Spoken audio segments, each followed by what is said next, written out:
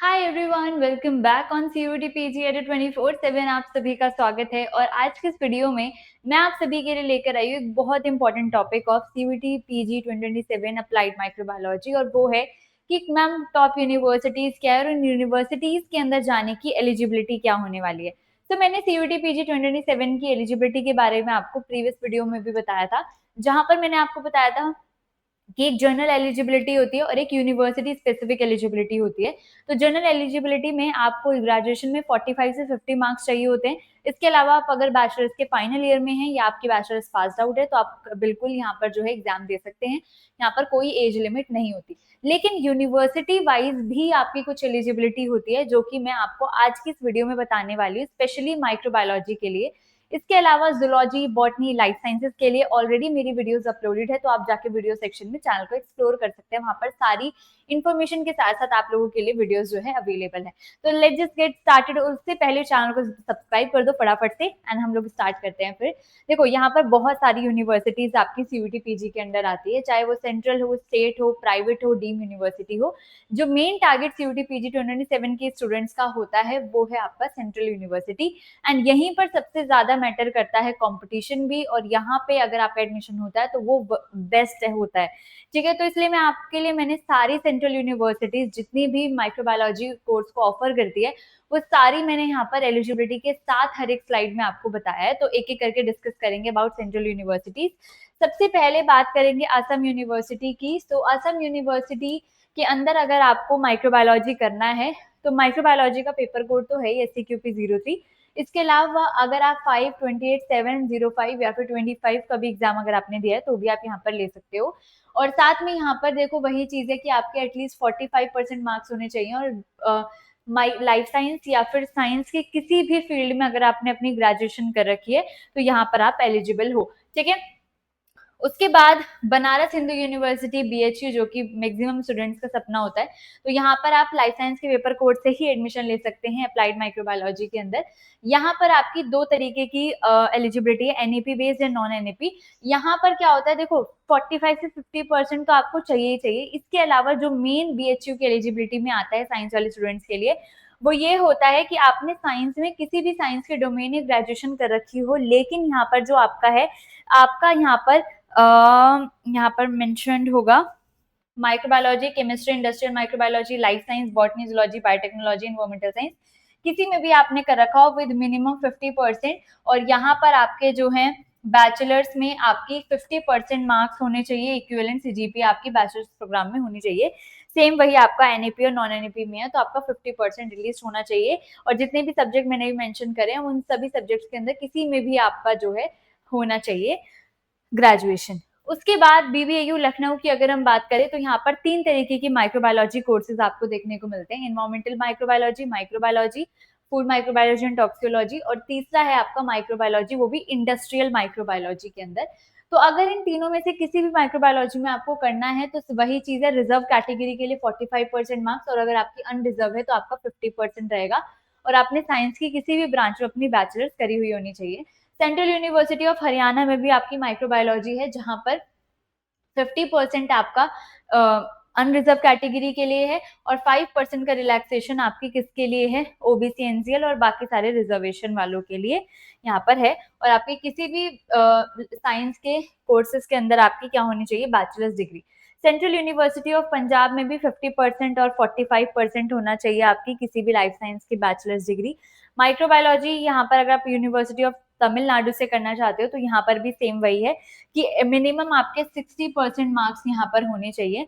और अगर आपकी किसी कैटेगरी में है तो 55% भी चलेंगे, और अगर आप EWS, OBC, NCL से हैं तो 50% भी चलेंगे।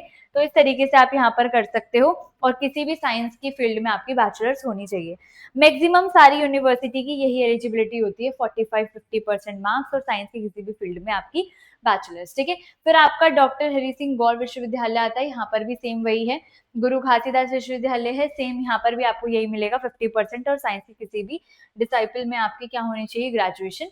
पौंडीचेरी यूनिवर्सिटी है, यहाँ पर भी आपका कोई भी BSc MLT, zoology, biotechnology, botany, इनमें से किसी में भी होनी चाहिए, मिनिमम 55% मार्क्स। सिक्किम यूनिवर्सिटी में आपके बैचलर्स में जस्ट 50% मार्क्स होने चाहिए और इन्हें कुछ नहीं चाहिए, है ना।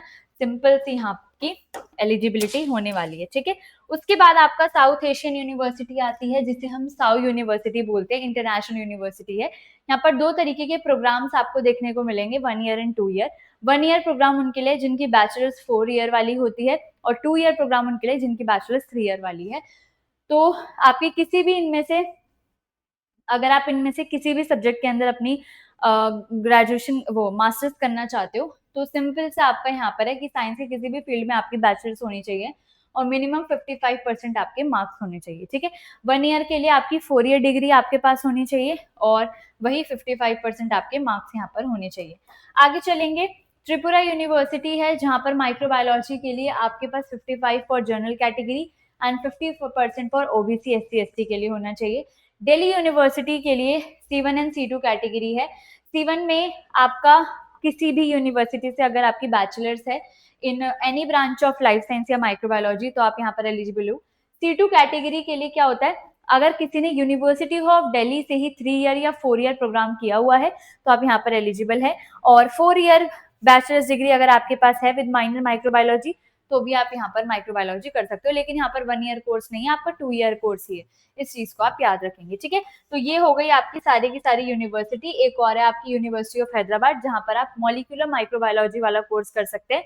टीयर 1 यूनिवर्सिटी में आती है, BHU, DU, JNU और यूनिवर्सिटी ऑफ हैदराबाद। ये 4-5 ऐसी यूनिवर्सिटी हैं जो टीयर 1 में आती है। JNU माइक्रोबायोलॉजी ऑफर नहीं करती, इसलिए मैंने यहाँ पर मेंशन नहीं किया है, बाकी मैंने सारी करी है। तो ये आपका प्राइमरी टारगेट होना चाहिए। बाकी सारी यूनिवर्सिटी टीयर 2 और टीयर 3 में आती है, तो अगर आपको इनमें नहीं मिलता है, जब जाके आप उनमें ट्राई करेंगे, ठीक है। बट आपका मेन फोकस और मेन टारगेट आपका यही 4 यूनिवर्सिटी होनी चाहिए। यहाँ पर आपकी BSc मिनिमम 60% से होनी चाहिए इन एनी साइंस सब्जेक्ट, और यहाँ पर आपका CUET के थ्रू ही आपका यहाँ पर एडमिशन होने वाला है, यहाँ पर लिखा हुआ है, ठीक है। तो ये हो गई सारी की सारी यूनिवर्सिटीज। अब बात आती है कि इन यूनिवर्सिटी तक पहुंचने के लिए आपको किस तरीके से प्रेपरेशन करनी है। तो बहुत सारी चीजें होती है बच्चों। सिलेबस तो आपका है ही है, सिलेबस के अलावा भी जैसे माइक्रोबायोलॉजी के सिलेबस में आपको कहीं पर भी मॉलिक्यूलर बायोलॉजी मेंशन नहीं है, लेकिन मॉलिक्यूलर बायोलॉजी से हर साल 5 से 6 क्वेश्चन आपके आते हैं माइक्रोबायोलॉजी में। तो सिलेबस के अलावा भी बहुत सारी चीजें ऐसी है जो आपको पढ़नी है। इसके अलावा आपको रिविजन करने हैं, नोट्स बनाने हैं, क्वेश्चन प्रैक्टिस करने हैं, बहुत सारी चीजें ऐसी होती है जो आपको एक्स्ट्रा एफर्ट्स करने होते हैं, और वही एक्स्ट्रा एफर्ट्स आपको एक नॉर्मल स्टूडेंट से अलग बनाते हैं, और उसी से आप एक एवरेज बच्चे से टॉपर बनते हो, ठीक है। तो वो एफर्ट्स आपको अपने अंदर लाने पड़ेंगे। अगर आपका सच में ड्रीम है तो उसे पूरा करने के लिए आपको बहुत सारे एफर्ट्स यहाँ पर जो है करने पड़ेंगे। और जैसे कि आप देख सकते हैं, यहाँ पर हमारा माइक्रोबायोलॉजी का फाउंडेशन बैच है, महापैक है, और ऑल इन वन महापैक भी है। फाउंडेशन बैचेस में आपको यहाँ पर सारी चीजें मिलती हैं, सिलेबस हो, नोट्स हैं, यूनिट वाइज टेस्ट हैं, डाउट सेशंस हैं, सारी चीजें मिलती हैं। बस महापैक में अलग ये होता है कि यहाँ पर आपको एक तो फुल लेंथ मॉक टेस्ट भी मिलते हैं, इसके अलावा यहाँ पर आपको पुराने से लेके एग्जाम तक जितने भी नए बैचेस आएंगे फ्री में मिलते हैं। एंड ऑल इन वन महापैक उनके लिए है जिन्हें माइक्रोबायोलॉजी के अलावा कोई और पेपर कोड भी टारगेट करना है, क्योंकि ऑल इन वन महापैक में आपको life science, botany, zoology, microbiology चारों के सारे बैचेस और सारी चीजें देखने को मिलती हैं, ठीक है। अगर आप एक ज्यादा पेपर कोड को टारगेट कर रहे हो तो go for all in one महापैक। यहाँ पर ये मेरी मेल आईडी है। एनरोल करने के लिए आपको कोई भी गाइडेंस चाहिए अपनी प्रिपरेशन के लिए, तो यहाँ पर आप मुझे मेरी मेल आईडी पर अपना नेम, कॉन्टैक्ट नंबर और अपना सब्जेक्ट मेंशन करके भेज दीजिएगा। आपकी सारी गाइडेंस के लिए I am available. And this is a coupon code, जहाँ पर आप इसको अप्लाई करोगे तो आपको एक्स्ट्रा डिस्काउंट जो है मिल जाएगा। इसके अलावा भी स्पेशल डिस्काउंट एंड एवरीथिंग के लिए आप मुझे यहाँ पर मेल कर सकते हैं। सो ऑल द बेस्ट, पढ़ते रहिए, आगे बढ़ते रहिए, चैनल को सब्सक्राइब करेंगे, वीडियो को लाइक करेंगे, और अगर किसी का कोई भी क्वेरी है तो कमेंट सेक्शन में मेंशन कर दीजिएगा। All the best.